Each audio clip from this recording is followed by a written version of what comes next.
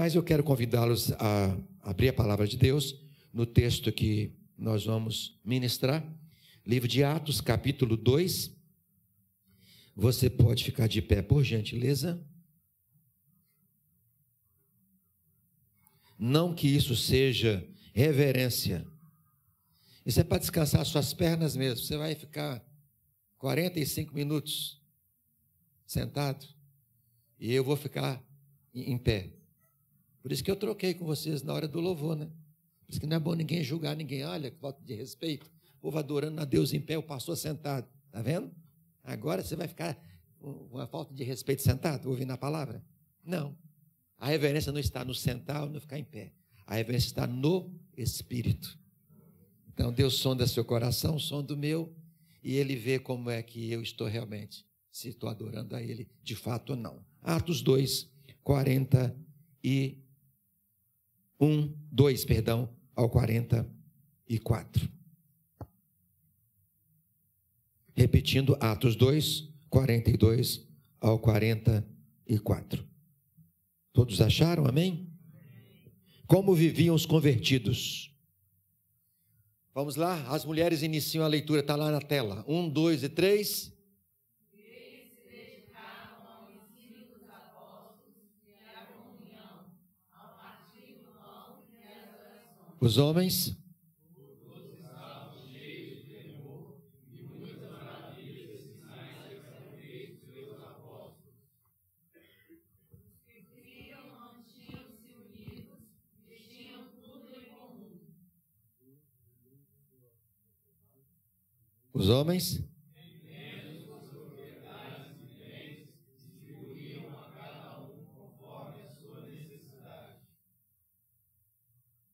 Todos os dias continuavam a reunir-se no pátio do templo, partiam o pão em casa e juntos participavam das refeições, com alegria e sinceridade de coração. Toda a igreja agora com todo o coração. Vamos lá, o último versículo. Louvando a Deus e tendo a simpatia de todo o povo, e o Senhor lhes acrescentava diariamente os que iam sendo salvos. Eu quero que você agora escute, na minha versão, o texto lido. Olha só. E perseveravam na doutrina dos apóstolos e na comunhão e no partir do pão e nas orações. Em cada alma havia temor, e muitos prodígios e sinais eram feitos por intermédio dos apóstolos. Todos os que creram estavam juntos e tinham tudo em comum. Vendiam as suas propriedades e bens e distribuíam o produto à medida que havia necessidade. Diariamente perseveravam unânimes do templo, partindo pão de casa em casa, e tomavam as suas refeições com alegria e singeleza de coração, louvando a Deus e contando com a simpatia de todo o povo. Enquanto isso, acrescentava-lhes o Senhor, dia a dia, os que iam sendo salvos. Eu quero destacar algumas palavras-chave que nós vamos desenvolver nesse tempo que eu tenho aqui para a ministração da palavra. Verso 42, eu quero destacar a palavra doutrina, que significa a mesma coisa que palavra ou ensino. Então, fale comigo, palavra. A segunda palavra que eu quero destacar é comunhão. Diga comigo, comunhão. A terceira palavra que eu quero destacar é oração. Vamos lá? Oração. Então, palavra, oração e comunhão. Todos, vamos lá? Palavra, oração e comunhão. A próxima palavra que eu quero destacar está no verso 47, louvando a Deus. Quero falar sobre adoração. Diga comigo, adoração. E a última palavra que eu quero destacar, que eu achei nesse versículo 45, é contribuição. Fala comigo, contribuição. Agora você vai falar exatamente o que eu vou falar agora, sem a ajuda de ninguém, olha só. Palavra, comunhão, oração, adoração e contribuição. Só vocês. Palavra, oração, comunhão, Vou ver se o problema está nos homens ou nas mulheres. Só as mulheres. palavra, oração, comunhão. Não. Palavra, comunhão, oração, adoração e contribuição. Eu peguei pesado com vocês, né, irmãs? Tinha que ser os homens primeiro, né? Os homens, vamos lá vocês então. Quero ver se vocês são machos mesmo. Vamos lá. Vamos lá.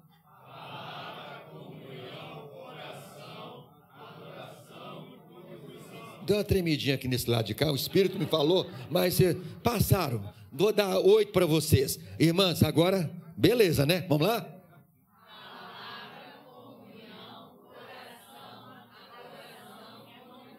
Vamos juntar agora?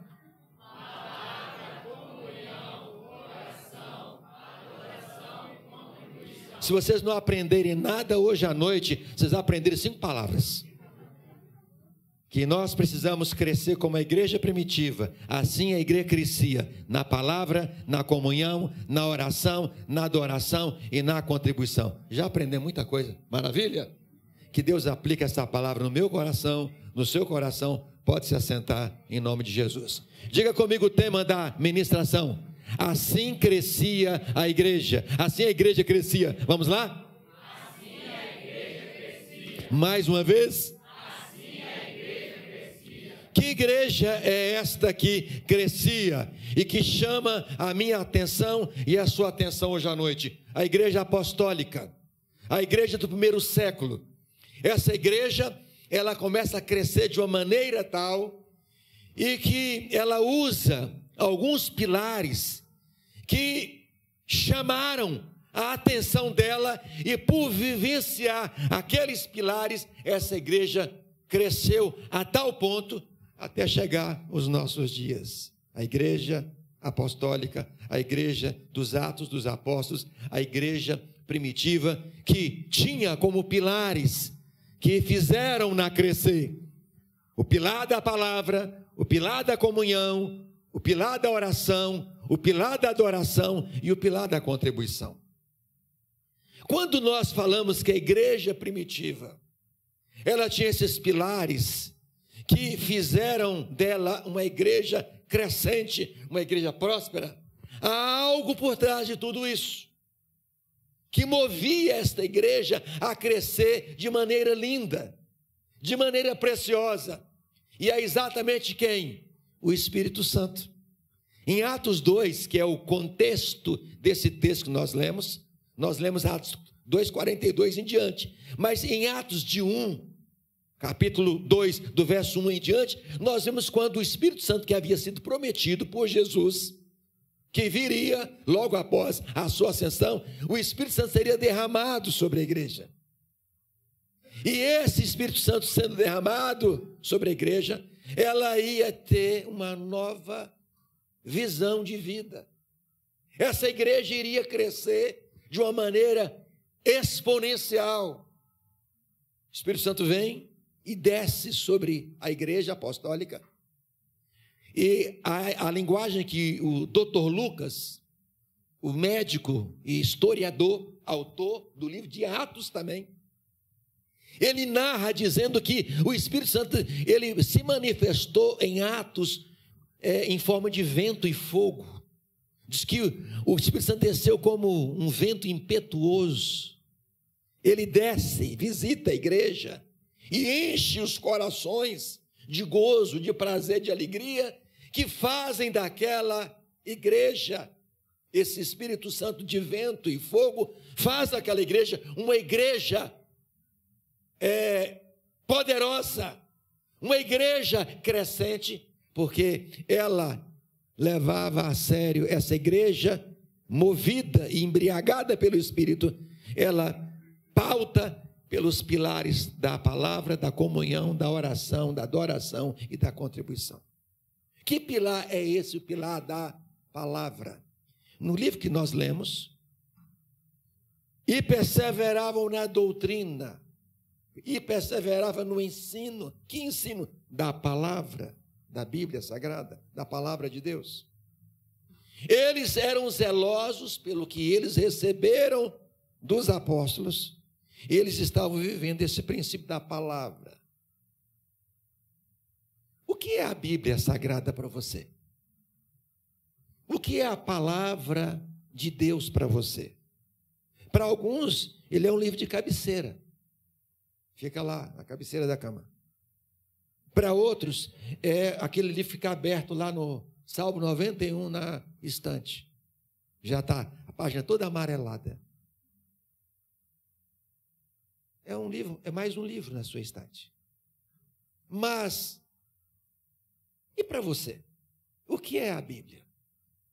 Eu costumo dizer que a Bíblia é uma carta de amor que Deus escreveu para a sua igreja. E felizes são aqueles que leram essa carta. Eu comuniquei, falei aqui no primeiro culto, né, que a fase que todos nós somos apaixonados, né?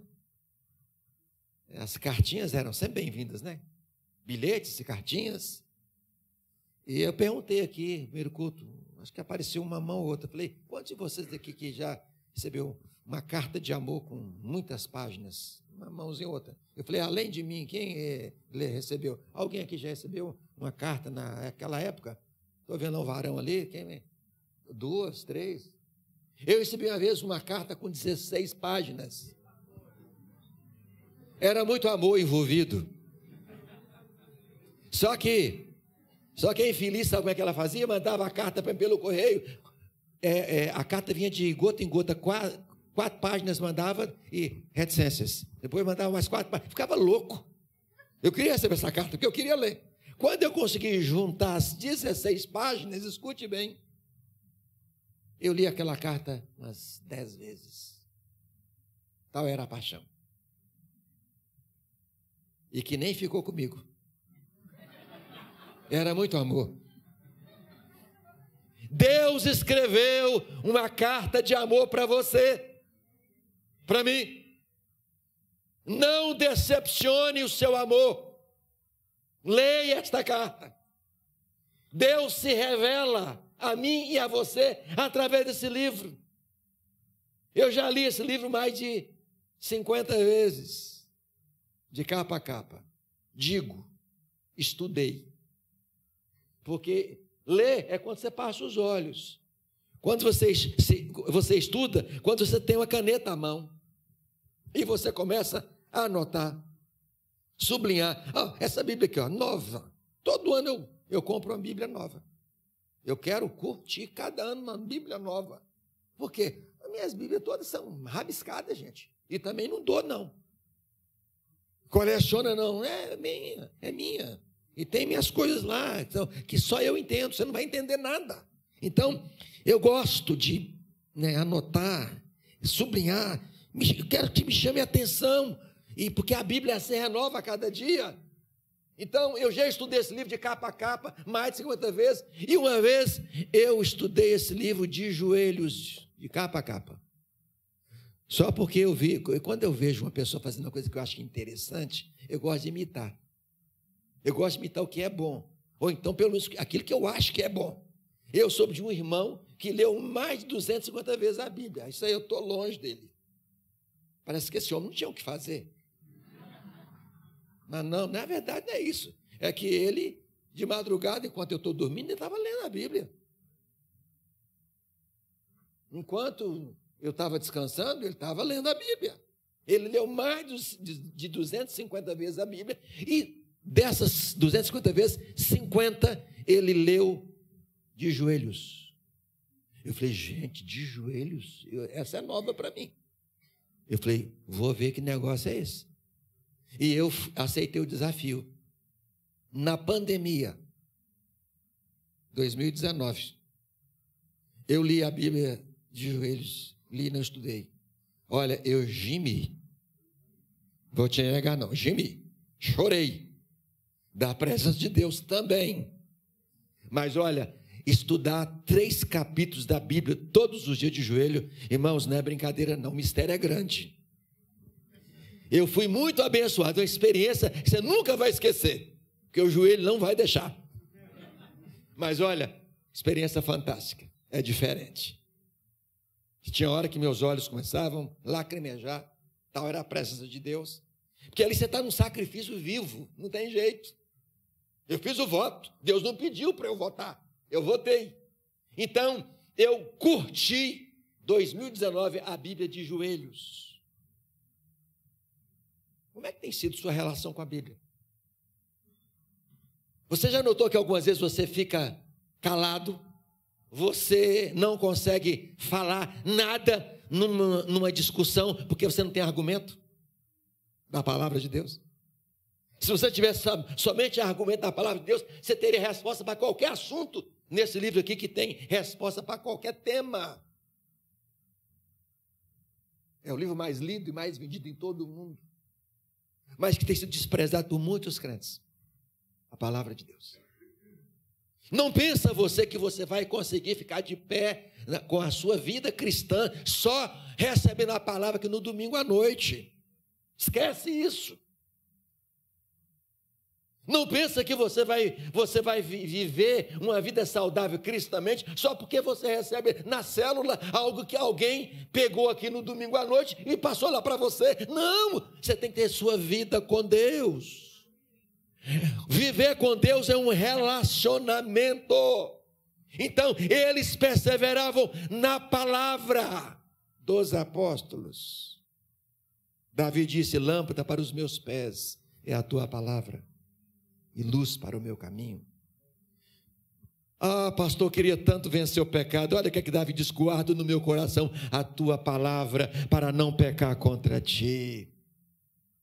Quando eu tenho a palavra de Deus dentro de mim, quando o diabo começa a aparecer, eu cito a palavra.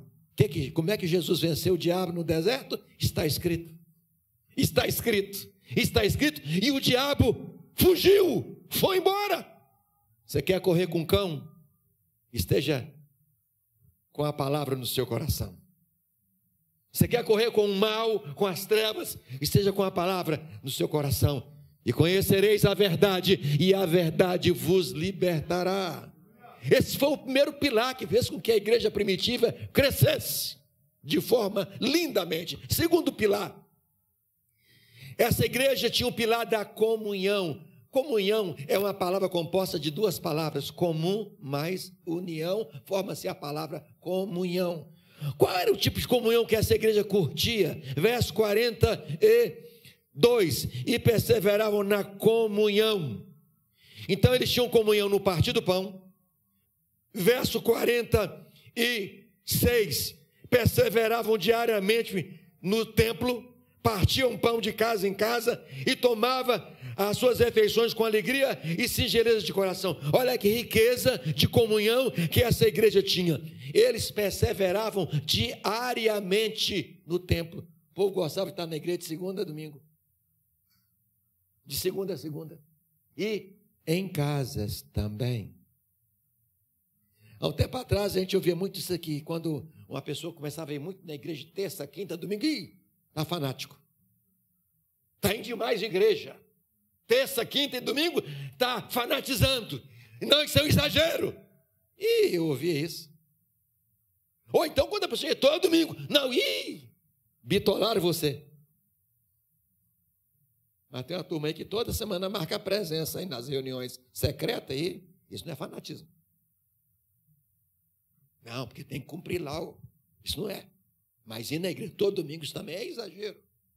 Está aqui na Bíblia. Essa igreja crescia porque eles perseveravam diariamente, unânimes, juntos no templo e de casa em casa. Quero te contar uma verdade aqui. Você nunca conhece ninguém num culto como esse. Mas numa célula você conhece. No restaurante, você batendo um papo, tomando um café, você conhece a pessoa. Eu ouvi de uma professora minha, hoje ela está na glória com o Senhor, dona Margarida Wood. Ela dizia o seguinte: eu era um interno lá em Campinas, no seminário, e ela dizia para nós assim nas aulas: eu não conheço vocês, não conheço bem vocês aqui nessa sala, mas quando eu estou tomando alguma refeição com vocês, olhando nos olhos, ela diz: eu conheço vocês. Aqui eu vou me revelando a vocês e vocês se revelam quem vocês são para mim. Num culto como esse não dá para conhecer. Aliás, quantas vezes você veio num culto como esse e você terminou o culto e não sabia o nome da pessoa que estava do seu lado direito e esquerdo? Quando isso no mínimo você deveria fazer. Gentileza gera gentileza. Poxa, chega alguém na sua igreja, você não conhece, o mínimo. Muito prazer, Ivonildo, meu nome. E o seu? Se a pessoa não falar, você fala, e o seu? Pode puxar. Às vezes a pessoa é tímida, está chegando pela primeira vez na igreja. Então deixa ela à vontade. Qual é o seu nome? Para a pessoa perceber que você se importou com ela. A igreja, ela tinha esse tipo de comunhão no templo, de casa em casa. E outra coisa, eles ceiavam em casa, repartindo pão, e eles tinham intercâmbio de comida e dividiam suas refeições com alegria. Ô gente, coisa boa é intercâmbio de comida. Crente gosta de comer. Nós não bebemos não, mas a gente come. Se tem uma coisa que Deus fez boa para nós, foi a tal da comida. É verdade ou não é? Olha, tem gente que nunca vai na sua casa, mas se você falar, olha, eu vou assar uma carninha, irmão, hoje depois do culto? Não, irmão, estou pensando ainda. Ora para ver se Deus toca no meu coração, né? Olha, eu estou pensando em fazer um bobó de camarão, fazer uma moqueca capixaba, um badejo com camarão. Irmão, eu vou te ajudar a fazer essa moqueca aí. Estamos juntos. Você quer ganhar uma pessoa, fala de comida com ela. É verdade, irmã? Oh, se é. Agora, se você não gosta, pode me convidar que eu faço um esforço. Eu venho, em nome de Jesus, e trago mais alguns comigo. Não é problema. Diz aqui a palavra que eles tinham intercâmbio de comida. Que tal você, um domingo, olha, vou almoçar na sua casa. Ou então, não fala que você vai, convida primeiro. Vou fazer uma massa. Dificilmente tem gente que não gosta de massa, né? Mas então, já que você vai estar convidando a pessoa, o que você quer comer? Porque a comida não é para você, é para quem você convidou. Amém ou não? Porque às vezes vou fazer um peixe para você, e se a pessoa gosta de porco, e aí?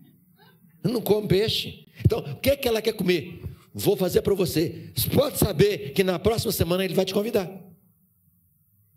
Gente, e aí você começa a gerar um relacionamento, você começa a gerar comunhão. Faz uma pipoca, para quem diz que não tem dinheiro. Faz uma pipoca. Se não tem suco, põe água. Se você tem fé, ora para transformar em vinho. Se você não tem fé, põe água. Irmão, o que eu tenho é isso aqui, mas com amor. Ele vai ficar feliz, só vai contar para 2 pessoas que ele comeu pipoca, Deus e o mundo, de tanta alegria que ele ficou. Então, a igreja, ela tinha esse relacionamento, começa a desenvolver isso. Às vezes você é tímido, é uma forma de quebrar essa timidez. Chame alguém para ir à sua casa, ofereça alguma coisa. Depois você vai ver que daqui a pouco você vai ter, está saindo todo final de semana para comer fora. Porque as pessoas vão ver que o negócio é bom, e é bom mesmo. Irmãos, comida. Jesus era um bom de boca. Volta e meia estava transformando pão em peixe. Era ou não era? A turma gostava. Só 5 mil homens na primeira, fora mulheres e crianças, na primeira multiplicação. Era gente. Mas tinha a palavra e tinha comida. Jesus dava a palavra, mas não deixava o povo com fome. Jesus dava a palavra, mas não deixava a pessoa ir embora para casa sem, pelo menos um cafezinho. Tem gente que chama você para ir na casa dele, te suga, e você fala, não sai nem um cafezinho com língua. É verdade, gente? Só aconteceu isso comigo. Uma vez me chamaram para ir numa casa de, só de magnata. Gente que dinheiro não era problema para eles. E eu estou lá, 1 hora, e eles dizem, pastor, mais isso, pastor, e aquilo, e 2 horas, irmãos, não vinha nenhuma água. Depois de muito custo, eu já estava agoniado, falei, Jesus, será que não vai sair nada aqui nessa casa? Irmãos, me sai um suco de caju quente. Vou falar com vocês uma coisa, eu detesto suco de caju quente, irmãos. Eu falei, esse pessoal está pensando que eu estou com algum demônio que é para descarregar esse demônio, não é possível. Não tinha uma pedrinha de gelo, pelo menos. Porque quando o negócio está quente, se você coloca uma pedrinha de gelo, você fala, Jesus, tenha misericórdia, deixa esse negócio descer aqui e tal. Mas não tinha, era quente. E aí me vem ainda um biscoito creme crack com patê. Era o lanche da tarde, depois de 3 horas de eu pregando. Estava pregado, com fome. Biscoito creme crack com patê. Eu falei, Jesus, quem é que deu a ideia para esse povo? Que isso mata a fome de alguém. Biscoito creme crack com patê.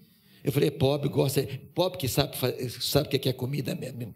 Pobre mata porco, mata galinha, mata pato, e ele compra tudo para pagar até a volta de Jesus, mas ele te satisfaz. Não é assim? E aí, quando você come na casa do pobre, fala, olha, tem uma bandeja de bolo para você levar. Não é assim? Oh, Jesus, que esse tipo de irmão venha pairar e crescer e inundar aqui na igreja a atitude da Mata da Praia, em nome de Jesus. Comida é coisa boa, mas se você não tem ideia do que vai oferecer para alguém, ora o Espírito Santo, ele vai te dar ideia para você matar alguma coisa. Mas para que esse negócio de creme crack, gente, você está doido. E aí ele está gostando, pastor? Ele falava dentro de mim, posso mentir? Depois de 3 horas ministrando, vai comer biscoito creme crack com patê e com caju quente. Quem já tomou emoção Scott quando era criança aqui? Que a mãe falava, isso é bom para verme, toma. Irmãos, suco de caju quente é pior do que emoção Scott. E eu tomei essa praga, emoção Scott. Não era tão ruim não, que eu estou vivo até hoje, mas minha mãe tem que tomar para ficar forte. Oh, Jesus. Bom, a igreja primitiva perseverava na palavra e na comunhão. Gente, dá um jeito de começar a desfrutar da comunhão com seus irmãos. Dá um jeito de descobrir novos irmãos, novos amigos dentro da igreja, através desse relacionamento. Convida alguém vai convidar você. Não fique esperando alguém te convidar. Convida primeiro. Olha o que está na Bíblia, dai e ser-vos dado. Então dê primeiro que você vai receber. Terceiro pilar da igreja primitiva, oração. Era uma igreja que orava para tudo. Se você espremer o livro de Atos, uma das coisas que você vai achar muito em Atos é a tal da oração. O que a igreja pouco faz nos dias atuais. Esse povo orava tanto que volta e meia você encontra no livro de Atos curas e milagres. E quem que escreveu o livro? Um médico, Dr. Lucas. Ele narra a linguagem, quando se trata de cura e milagre, ele narra os fatos na linguagem médica.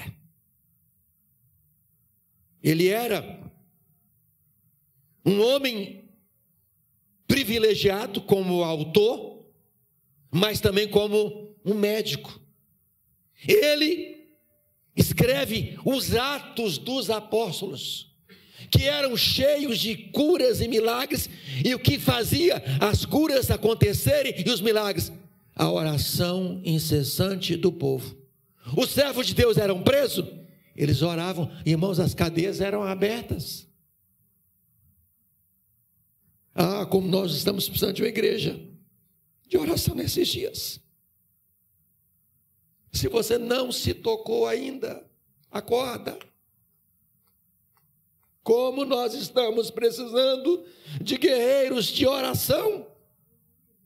A nossa pátria geme. A nossa pátria, mais do que nunca na história, está precisando de homens e mulheres de joelhos na presença de Deus. Pedro é preso, vai ser morto por Herodes. A igreja pôs o joelho no chão. Um anjo aparece, tira Pedro. Pedro passa com o anjo na frente dos guardas que estavam dormindo. Não vê Pedro. Quando Pedro chega na porta de uma casa,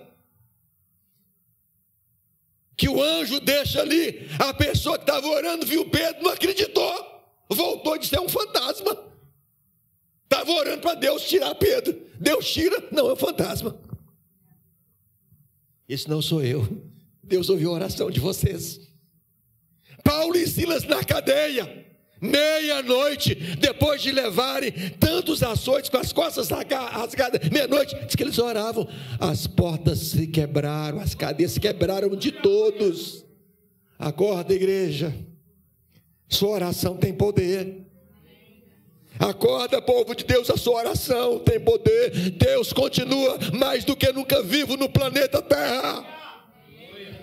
Pode orar em nome de Jesus, que Ele ouvirá a sua oração.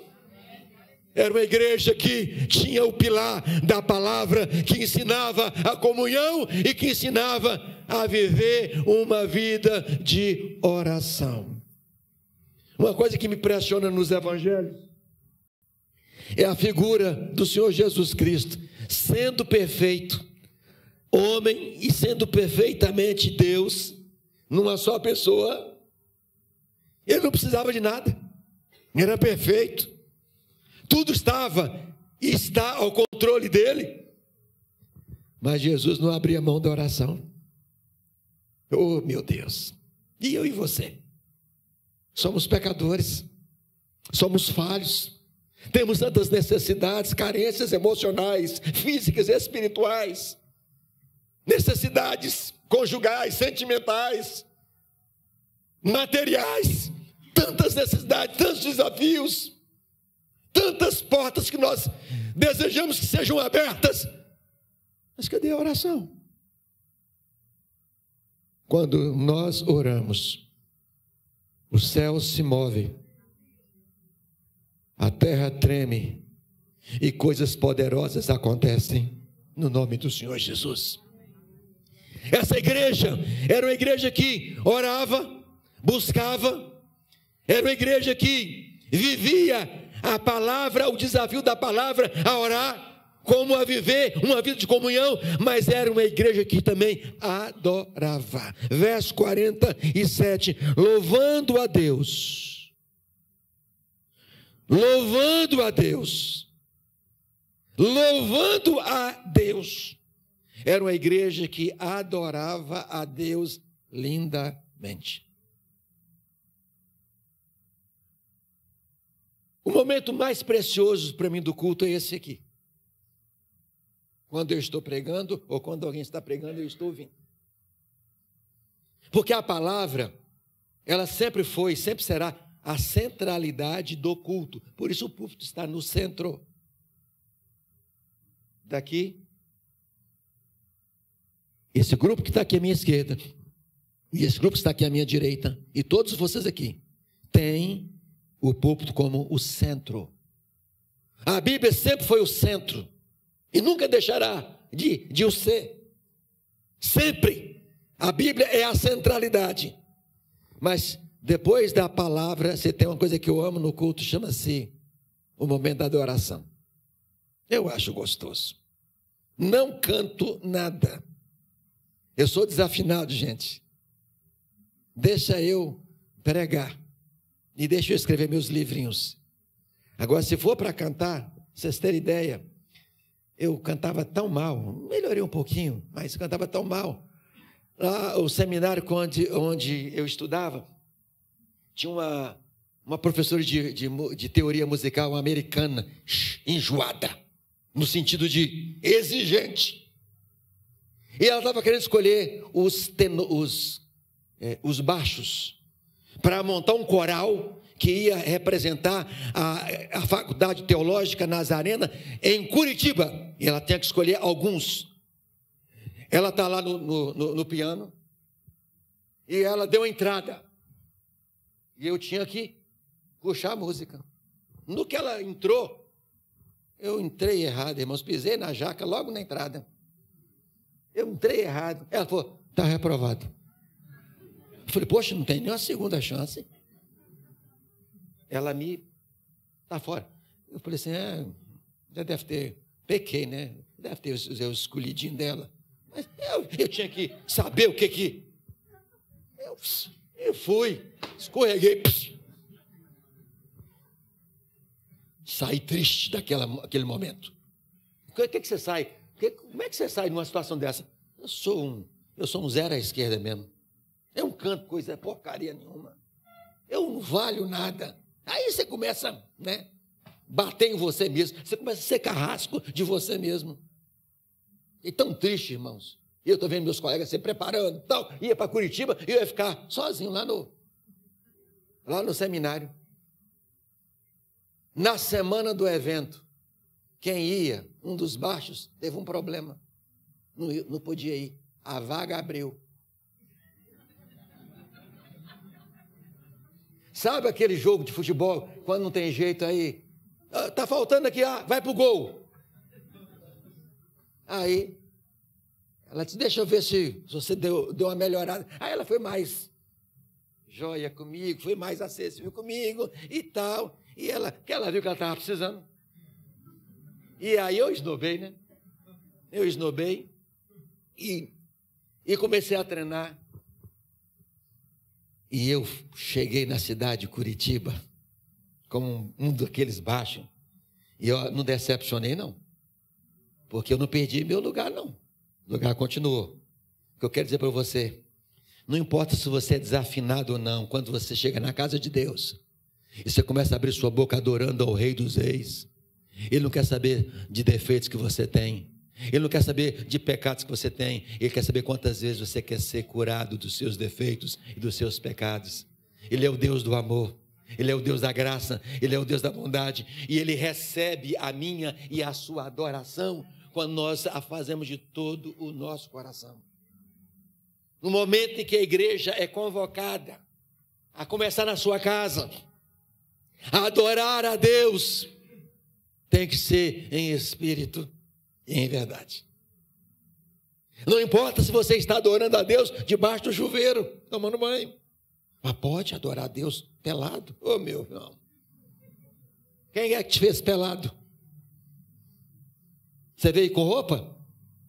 Foi Deus. O povo tem uns negócios que só Jesus. Mas como é que eu vou adorar a Deus debaixo do chuveiro? Como se Deus visse roupa em mim e você. É que nem aqueles crentes que, não, eu gosto de orar às 5 da manhã, ao meio-dia e às 18 horas. Como se Deus tivesse relógio. Deus não tem relógio. Ele quer saber quem quer orar. Não importa a hora. Ele quer saber quem quer adorar em espírito e em verdade. Seja debaixo do chuveiro, seja no seu carro, mas prestando atenção no trânsito.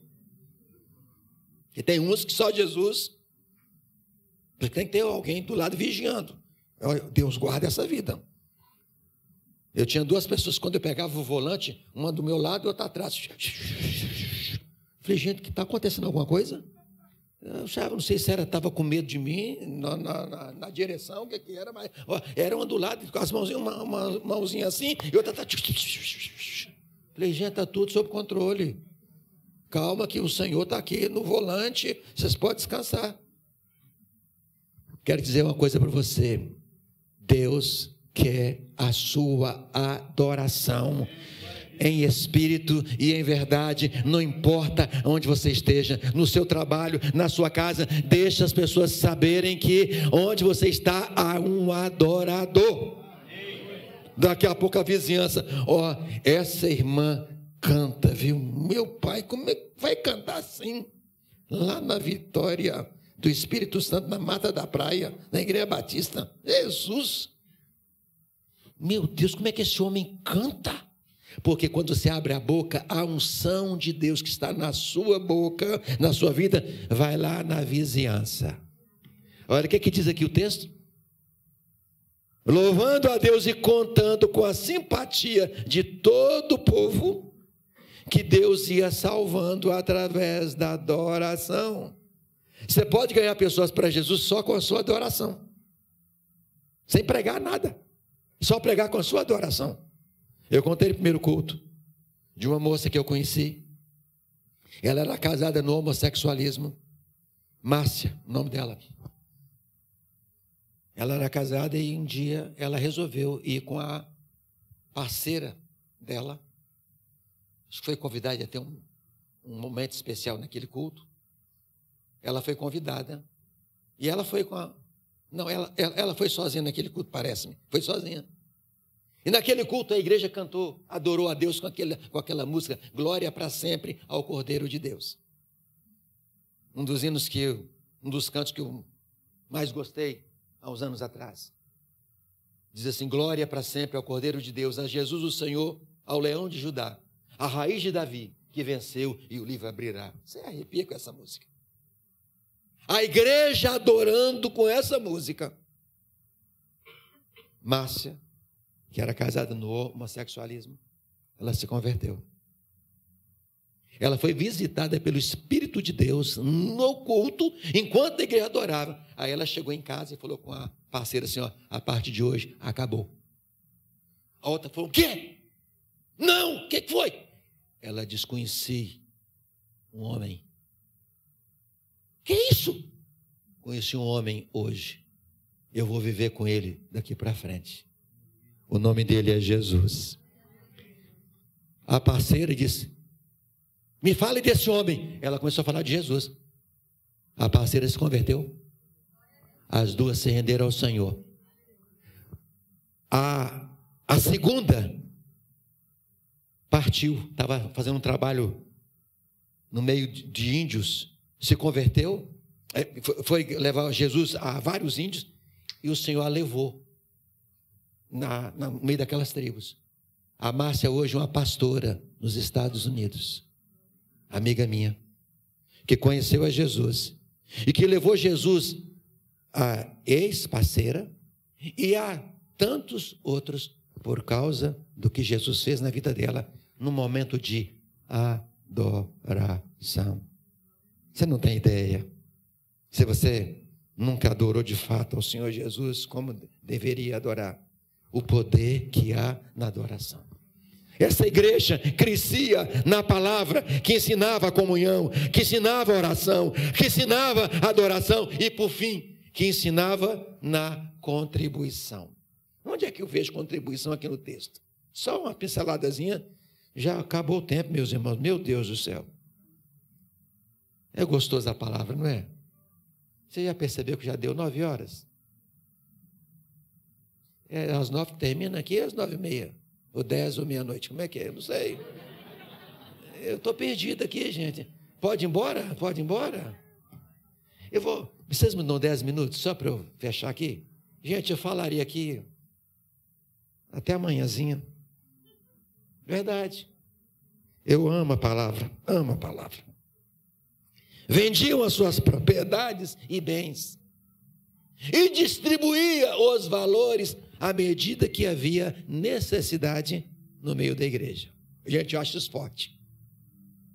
Enquanto há crentes que estão resmungando com a igreja, falando mal da igreja, falando mal do pastor, para com esse negócio de ofertório, para com esse negócio de pedir dízimo, para de pedir oferta. Olha essa igreja aqui, a igreja apostólica, os membros de posse vendiam suas propriedades e bens e distribuía os valores na igreja primitiva, para que não houvesse nenhuma necessidade. Enquanto a gente brigando com 10%, que é o dízimo, enquanto a gente brigando com oferta, esses irmãos aqui vendiam o que tinha e dava. Você lembra alguma vez na sua vida que você pegou uma coisa sua de valor, vendeu e deu para Deus? Esses irmãos faziam isso. E são doidos. Hein? Como é que faz um negócio disso? Só podia ser doido. Não. Eles eram doidos, sim. Eles eram doidos por Jesus, pela obra dele. Isso aqui revela, sabe o quê? Uma igreja desprendida. Não era uma igreja apegada com vil metal. Você fica guardando dinheiro para quê? Eu estou passando, tenho que deixar alguma coisa para meus filhos. Ei, escuta uma coisa. O Deus que cuidou de você até agora vai cuidar dos seus filhos e dos seus netos. Para com esse negócio de ficar, eu estou guardando para minha filhinha, para o meu filhinho. Se você fica com essa mentalidade, você vai criar filhos vagabundos.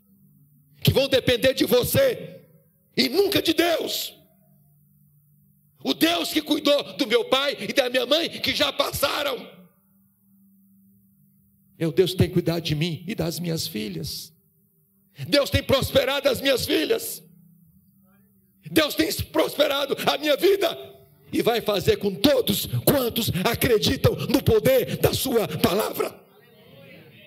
Quando eu vejo alguém falando mal do dízimo, é alguém que nunca conheceu a Jesus. Alguém que nunca teve uma experiência com o Espírito de Deus. Eu não concordo, acho absurdo cobrar 10%. Não é cobrar. Assim como Deus teve a ideia de criar você e a mim, Ele teve a ideia de criar o dízimo. O dízimo vem de Deus. Está em Levítico 27, 32, o dízimo é sagrado, é santo ao Senhor. Foi Deus quem teve a ideia das ofertas. Mas eu não concordo. Vai falar com Deus. Agora, quando a coisa ficar pipocando para o seu lado, na área financeira, não vem cobrar de Deus não, tá? Vai falar com o diabo. Você está indo contra a casa de Deus, o exército de Deus? Tá. E quem paga a conta desse aluguel aqui? É com que dinheiro? Quem é que paga esse ar-condicionado? Fui 2 semanas atrás lá na Zona Sul de vocês, em Botafogo.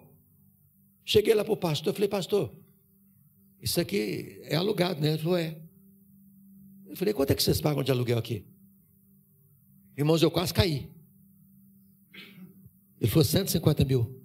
Eu falei, de aluguel? Ele falou, é Botafogo, né? Eu falei, mas e daí? Apaga o fogo. Gente, eu tomei um susto. Ele falou, pastor, isso aqui é área muito nobre. E Rio de Janeiro, a questão do imóvel lá é uma coisa absurda.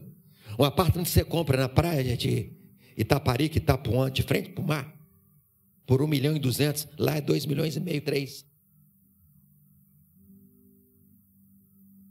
150 mil de aluguel. Eu te pergunto, como é que paga isso?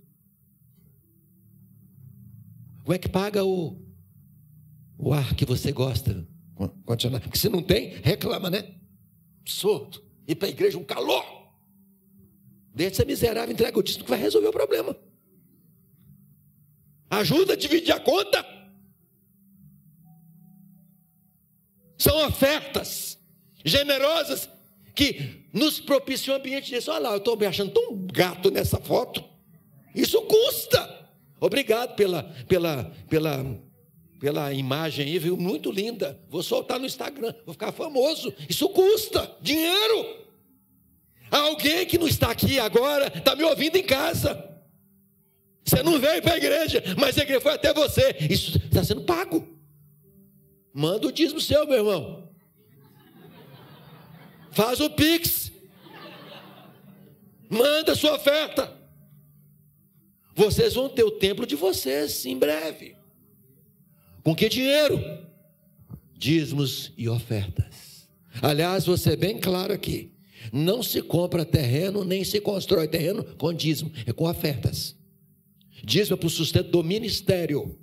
Você não vê na Bíblia Sagrada um versículo que diz que dízimo é para a compra de terreno ou para construção. Tudo que a Bíblia cita sobre construção é ofertas especiais, como essa aqui do meu irmão Barnabé. Tem gente que está passando e não sabe o que fazer com o dinheiro nas suas contas. E a igreja precisando. Aí os olhos dele vão fechar um dia. E ele vai subir. E lá em cima, cada um vai prestar conta. O que você fez com o dinheiro que eu te dei lá na terra? A história lá dos talentos. Senhor, a situação não estava fácil, eu tive que guardar, né? Porque uma hora todo mundo ia parar. Então eu tinha que estar munido. Tá, você subiu. E o dinheiro? Ficou lá, o senhor pode fazer com ele o que o senhor quiser. Agora, eu queria o dinheiro quando estava na sua mão. Agora, nem dinheiro e nem você eu quero aqui. Aqui não há lugar para miseráveis, avarentos. Nesse lugar chamado céu, aqui é para os limpos de coração. Gente generosa, gente fiel, gente comprometida com o reino de Deus. Gente que não é apegada ao vil metal, aos bens terrenos. Eu fui na igreja encerrando, foi na igreja do meu irmão, Rubem, pastor Rubem, pastor da igreja lá em Nova Iguaçu, uma igreja que também está seguindo a visão da mãe. Eu creio que é a maior igreja depois da sede, a de Nova Iguaçu. E eu fui fazer um seminário lá, aquele que eu fiz aqui em 2020. Houve uma pessoa que doou um terreno lá, no valor de R$1 milhão. Uma pessoa. Claro, você fala assim, a pessoa podia. Mas você sabe que em geral as pessoas que mais têm são as que menos dão. Por isso que volta e meia você escuta a história da viúva pobre. Mas que na verdade muita gente não entende essa história. Quando eu vejo um ricão dizendo, Deus, eu vou dar um show, uma oferta. Eu vi que o show recebeu 2 pequenas moedas da viúva pobre. Eu quero dar uma oferta dessa. Se um rico fizesse oração, a igreja não precisa mais nada. Ela deu tudo o que ela tinha. Para de usar essa história se você não sabe o significado dela. Ela tinha 2 moedas, mas era tudo que ela tinha, ela deu. Quando um rico fala, Senhor, eu quero doar como aquela viúva pobre. Se todo rico fizer isso, acabou. Problema da igreja. Aí, quando alguns começam a entender essa explicação que eu dou, não era bem que eu queria dizer isso, né? Foi uma força de expressão aqui e tal. Eu quero, né, ajudar também, né? Dar uma ajuda. Não, a igreja não quer ajuda sua, não. Não precisa. A igreja quer aquilo que é de Deus, dízimos e ofertas. Fora disso, não dê nada. Dízimo é fidelidade. Você devolve de tudo que você ganha. A 10ª parte é de Deus. E oferta é um coração generoso, um coração que ama a Deus, porque Deus ama a quem dá com alegria. A igreja primitiva, ela crescia na palavra, na comunhão, na oração, na adoração e na contribuição. Minha pergunta para você: reflita como tem sido sua relação com Deus na palavra. Como é que está a sua relação com a palavra? Reflita nisso em nome de Jesus. Reflita como está a sua relação no tocante, no quesito comunhão com seus irmãos. Você tem ganhado, gerado novos amigos na igreja? Reflita como tem sido sua relação com Deus na oração. Como essa geração precisa ver. Os filhos precisam ver os papais de joelhos. Será que um dia sua filha, seu filho vai poder contar lá fora? Olha, uma das cenas mais lindas que eu já tive na minha vida, o prazer de ver, foi minha mãe de joelhos no quarto. Foi o prazer de ver meu pai de joelhos com a minha mãe, ou o meu pai orando comigo. O que você está revelando para os seus filhos, seus netinhos? Eles veem você lendo a Bíblia. Eles percebem que vocês são, de fato, verdadeiros adoradores. Gostam de adorar o Senhor em qualquer situação. Na hora da situação difícil, vocês murmuram ou adoram? Seus filhos têm visto que vocês são generosos, pessoas doadoras? Ou o que eles têm visto? Qual a imagem que seu filho tem de você? De um homem generoso, um homem liberal, ou um homem apegado a dinheiro, faz continha de centavos? O que sua filha vê de você, mãe? Você é uma mulher doadora, generosa, ou é uma mulher que gasta podendo e não podendo, e é tão mesquinha com a casa de Deus. Como é que eles têm visto você? Essa igreja crescia porque ela tinha diferenciais que nós precisamos urgentemente rever nos nossos dias. Nos apegar com a palavra, nos apegar com a comunhão, com a oração, com a adoração, e sermos os melhores contribuintes dessa terra, enquanto podemos, que a noite virá, quando ninguém mais poderá trabalhar. Eu quero orar com você. Fique de pé, por gentileza.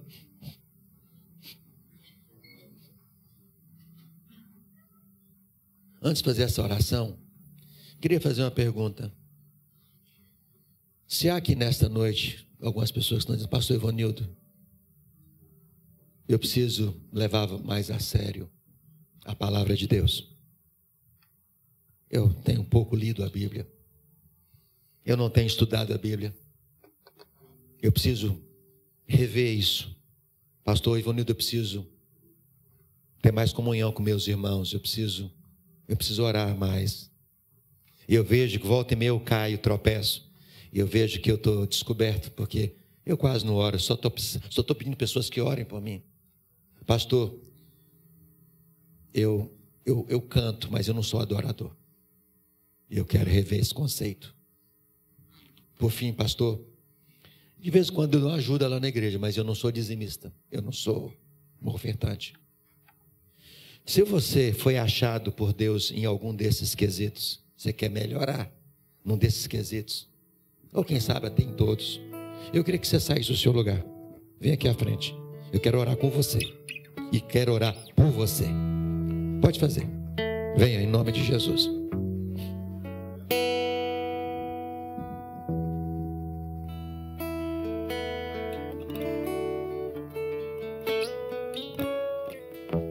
Seja humilde o suficiente para dizer para Deus: Deus, eu preciso. E eu sei que o Senhor pode. Eu quero crescer, Senhor, também. Eu quero avançar. E eu sei qual é a receita. E eu quero assumir isso diante do Senhor, aqui no teu altar. Se há mais alguém, sai do seu lugar. Vem aqui à frente. Eu quero orar por você. Eu quero orar com você. Pode vir. Deus resiste aos soberbos, mas aos humildes Ele dá a sua graça. Pode vir. A pessoa chegando. Falta você. Falta você. Há mais alguém? Pode vir. Quero orar com você e quero orar por você. Glória a Deus. Mais alguém? Bendito seja o nome do Senhor.